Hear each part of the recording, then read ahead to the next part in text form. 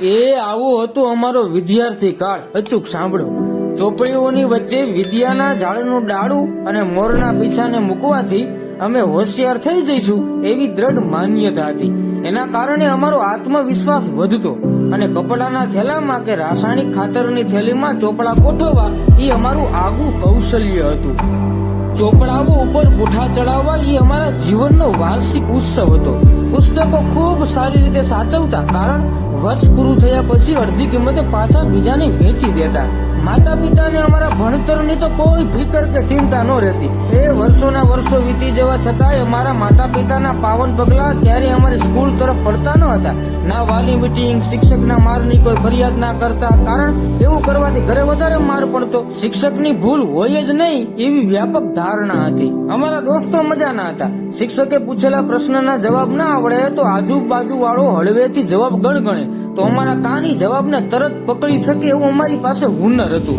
આવી તો મિત્રોને મદદ કરવાની ભાવના હતી. સાયકલ લઈને જતા ત્યારે એકને દંડા પર અને બીજાને કેરિયર પર બેસાડતા. અમે આ રીતે કેટલીય મંજિલો ખેડી હતી. એ અમને આજે પણ યાદ છે. બોર વીણવા જતા, નદીમાં ધુબકા મારવા જતા. 1 થી 5 ધોરણ પાટી પેન સાથે ભણ્યા એટલે અમારામાં કેલ્શિયમ ભરપૂર રહેતું. 6ઠા ધોરણથી સાયવાળી પેન વાપરતા, ખિસ્સામાં બ્લુ ધાબુ, હોઠ પણ બ્લુ, આંગળીઓ પણ બ્લુ. આ અમારા ભણવાની ધગશની નિશાની હતી. એ જમાનામાં ટેલિવિઝન નવા આવ્યા હતા.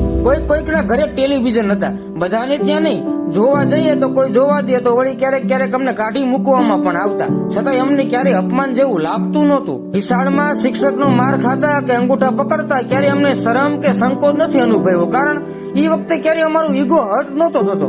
કારણ કે અમને ખબર જ નહોતી કે ઈગો કઈ બલાનું નામ છે. માર ખાવું એ અમારા જીવનની દૈનિક સહજ પ્રક્રિયાનો ભાગ હતો. મારવા વાળો અને માર ખાવા વાળો બંને ખુશ થતા, કારણ એકને એમ હતું કે ઓછો માર ખાતો અને બીજાને એમ થતું કે અમારો હાથ સાફ થઈ ગયો. આમ બંને જણા ખુશ.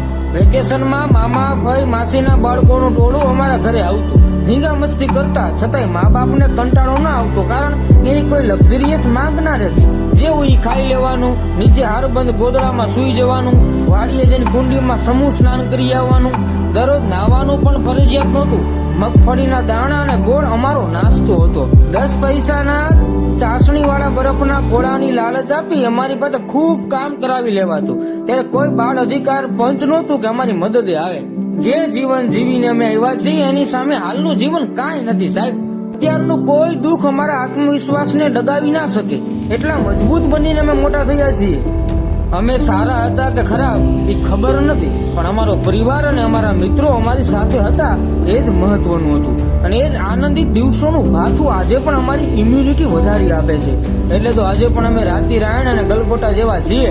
એ હંમેશા ખુશ રહો, મસ્ત રહો.